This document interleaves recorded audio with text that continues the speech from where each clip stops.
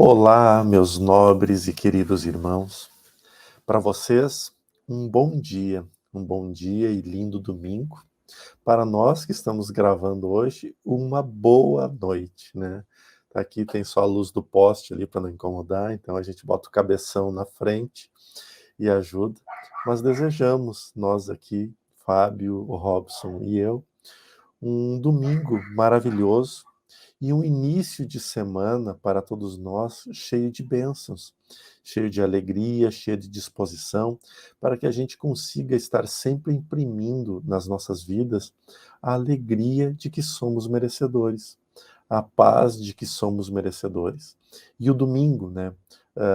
Tentando ser um pouco mais bíblico nesse momento, que é o dia do descanso, né? Só que para nós ele não serve muito, porque hoje se trabalha de domingo a domingo, então, mas que seja um domingo, então, de descanso para a nossa alma, que a nossa alma possa refletir as benécias da energia emitida pelo alto, através desse estudo, desta prece linda, e também da nossa concentração aqui.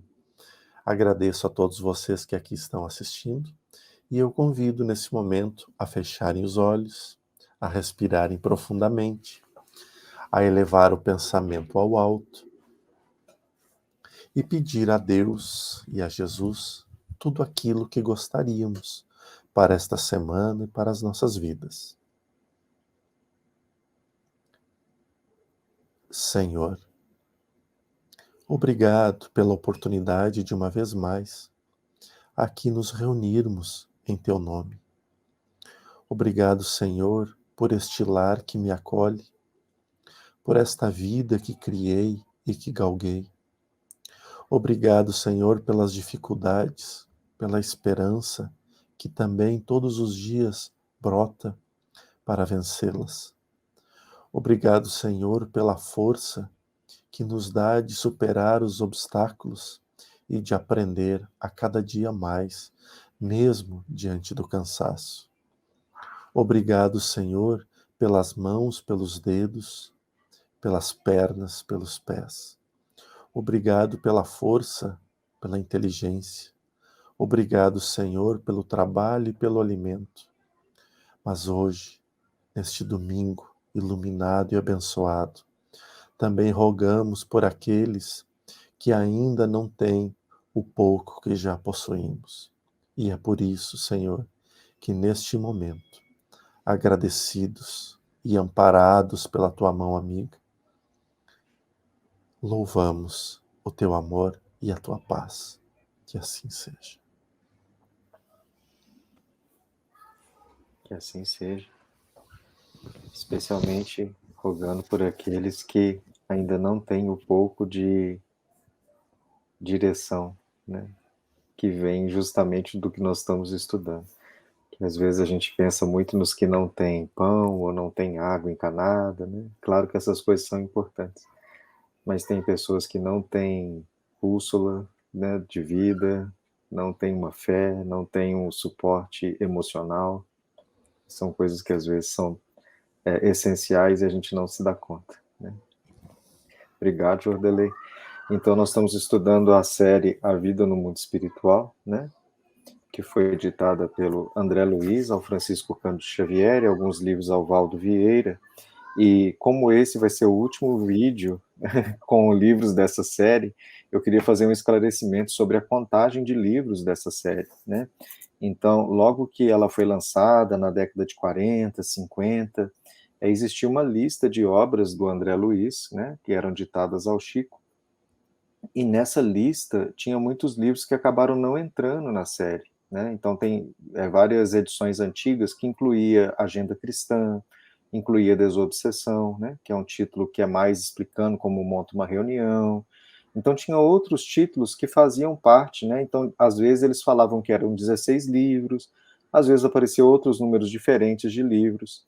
E na década de 90 e 2000 que a FEB começou a organizar por um assunto, e quando eles falaram assim, quais livros de André Luiz conta como é o mundo espiritual, né? que foram quando eles organizaram essa série A Vida no Mundo Espiritual. Aí eles chegaram numa lista de 13 livros. Essa lista de 13 livros tem 2 livros que são livros de estudos, né, que é Evolução em Dois Mundos e Mecanismos de Mediunidade. Então, esses 2 livros, eles não são livros que têm um roteiro, vamos dizer assim, né, é quase um livro-texto sobre os assuntos que ele se propõe, como se fosse um livro acadêmico mesmo, né? E então nem sempre também eles entram nessa lista de livros sobre a vida no mundo espiritual. Então tem hora que eles falam 11 livros, que é o que a gente está seguindo, porque são os livros que aparecem às preces, né?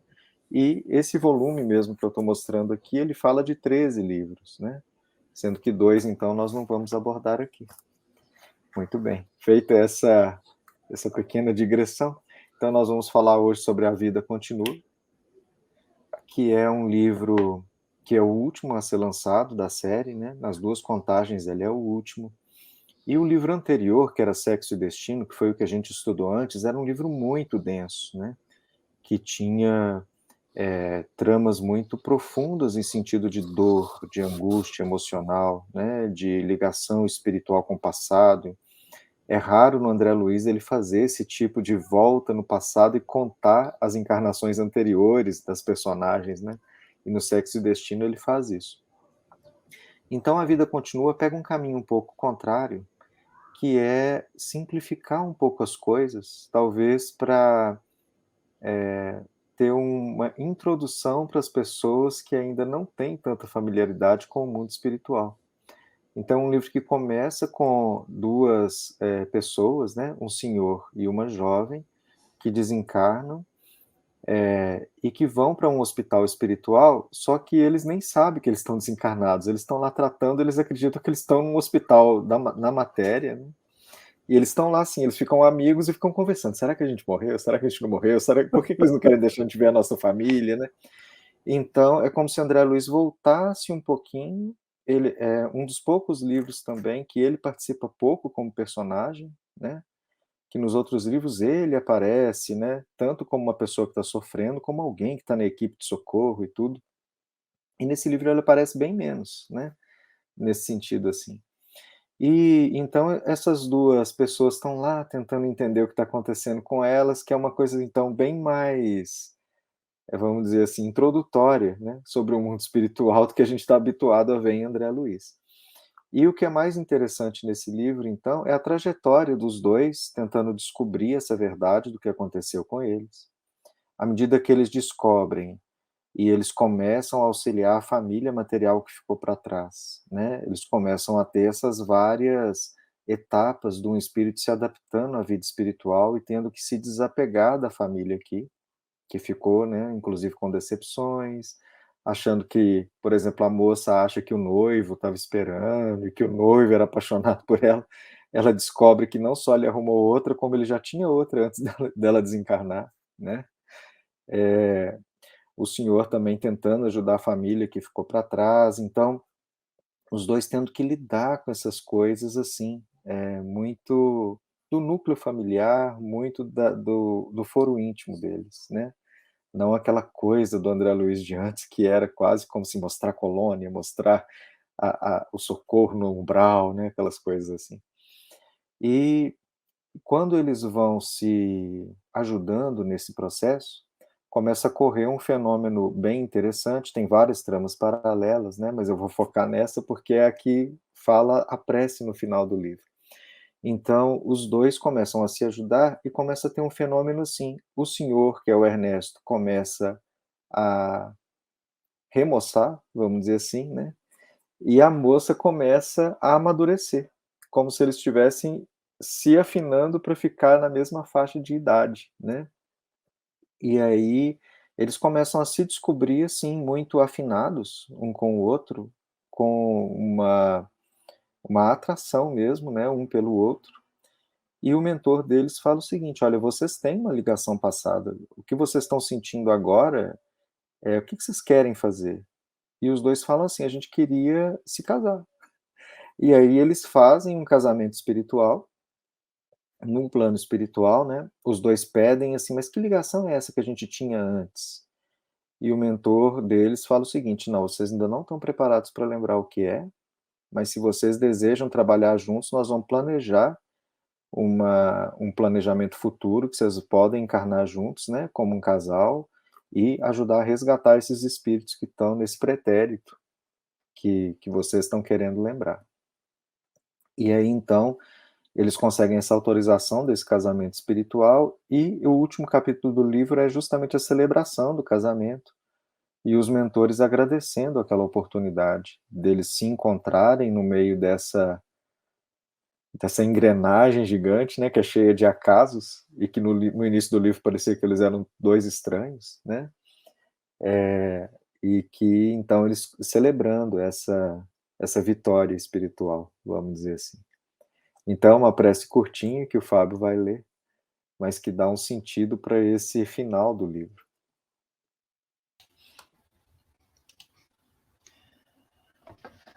Rodeado de assessores, Ribas saudou-os no limiar e, tomando-os nos braços como a filhos queridos, ergueu os olhos para o alto e rogou comovidamente: Senhor Jesus, abençoa os teus servos que consagram hoje um ao outro em sublime união.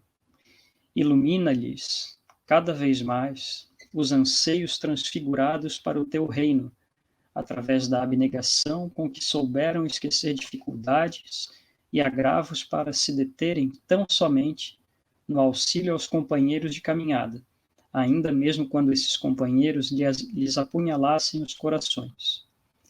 Ensina-lhes, ó Mestre, que a felicidade é uma obra de construção progressiva no tempo e que o matrimônio deve ser realizado de novo todos os dias, na intimidade do lar, de maneira que os nossos defeitos se extingam nas fontes da tolerância recíproca, a fim de que as nossas almas encontrem a perfeita fusão, diante de ti, aos clarões do amor eterno. Silenciou o instrutor, enquanto Ernesto contemplava o rosto da companheira marejado de lágrimas. Do alto, choviam pequeninas grinaldas azuis, lembrando safiras que se eternizassem, radiosas, propiciando ao casal venturoso a certeza de que os planos superiores lhe endossavam os compromissos e de ângulos ocultos da paisagem vinham melodias de ternura, emoldurando palavras de confiança em que a sabedoria do universo confirmava a perpetuidade da misericórdia de Deus na vida, que em toda parte continua sempre mais bela, pleno de grandeza, a santificar-se pelo trabalho e a inundar-se de luz.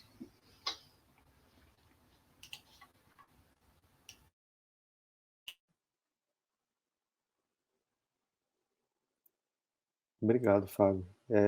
Essa leitura sempre me emociona, porque mesmo a gente não tendo, né, essa percepção que o Jordelei tem, às vezes, de enxergar a cena, é como se a energia conseguisse nos envolver, né?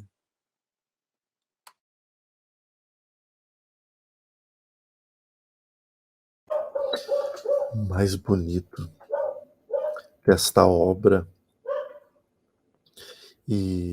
é que ela reforça o que foi falado em todas as outras obras, inclusive no Pentateuco, que nós somos uma cópia imperfeita, né, do mundo dos espíritos, que nós vivemos aqui uma cópia imperfeita.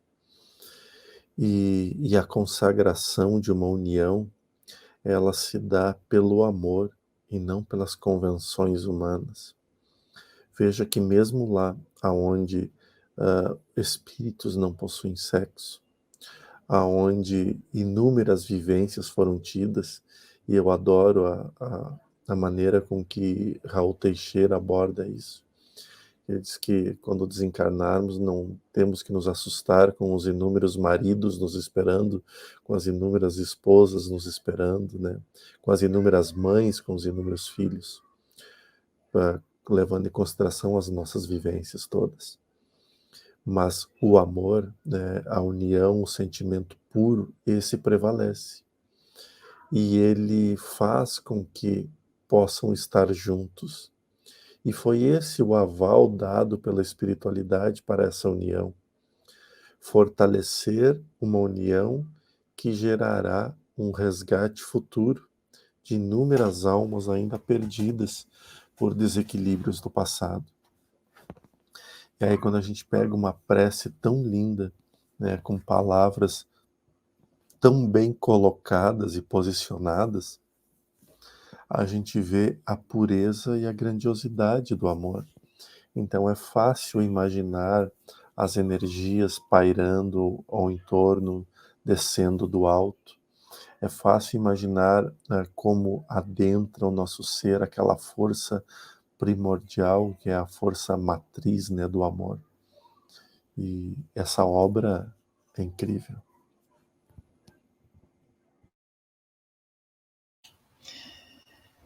Cara,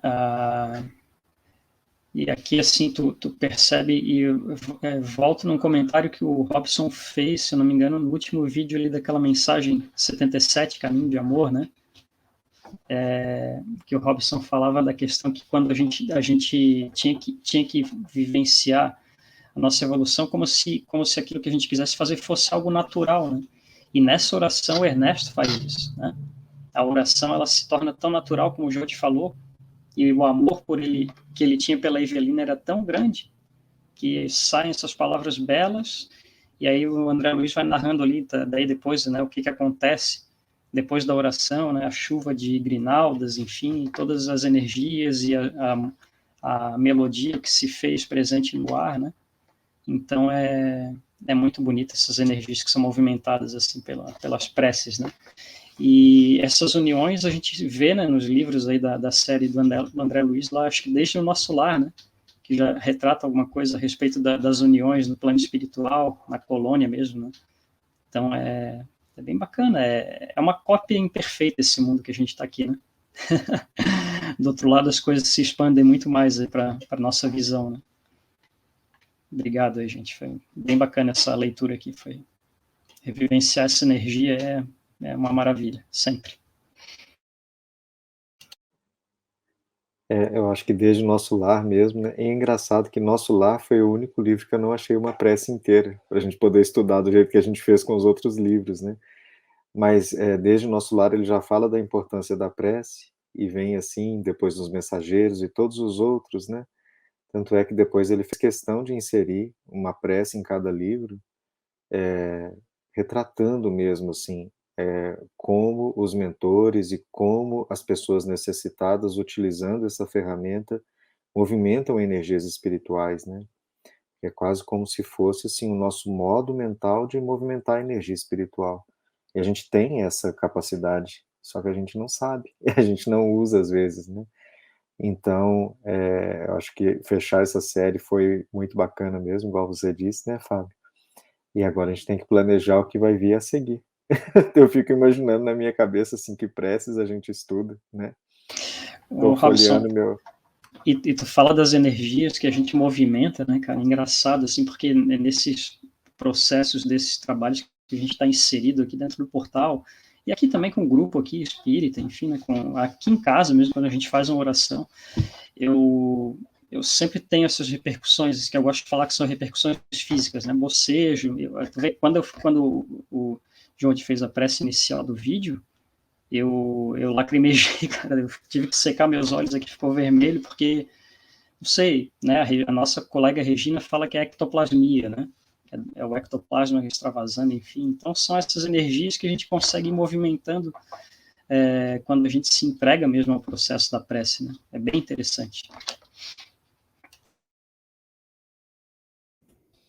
Eu queria agradecer, Robson, a tua linda e divina inspiração de selecionar estas obras. A gente vem trabalhando tanto a capacidade de comunicarmos de forma mais livre com a espiritualidade, e tu tem demonstrado isso a cada vídeo, a cada encontro, a cada momento que a gente se reúne, né? Então eu, como convivo bastante contigo, tenho percebido muito isso. Isso me deixa muito feliz. E essa escolha dessas obras, sim, foi uma inspiração divina, porque foram semanas maravilhosas juntos de André Luiz. E eu gostaria de dizer que toda obra que a gente estuda, a gente se envolve com a egrégora energética daquela obra, porque ela existe um porquê e ela existe um propósito. Então, quando a gente está estudando, a gente vai estar em volta daquela energia. Então, tenho certeza que tivemos, sim, a visita das falanges responsáveis por esta obra. Quem sabe até o próprio André Luiz, em algum momento, circulou por nossos lares e por nossa casa. E essa é a bênção do estudo e da oração. E uma última coisa, em todos esses anos, eu nunca vi, em momento, em lugar algum, uma pessoa rezando e não ter energias caindo do alto. Até hoje, eu nunca presenciei o que isso não ocorresse. Em todo lugar, nos hospitais, nas capelas mortuárias, onde a gente ainda faz a cerimônia de despedidas aos nossos irmãos que desencarnam, nas maternidades, nos blocos cirúrgicos, na rua, né, dentro das igrejas, dentro da casa espírita, a pessoa que está em oração está sendo banhada por uma luz inacreditável. Todos os lugares. Então, nessa certeza, a gente pode encerrar esse vídeo, né? Obrigado pelas palavras, Jordalei. Para mim é um presente receber essa tua fala. Então, até a próxima semana. Aí nós vamos aqui pesquisar a biblioteca para selecionar outras peças.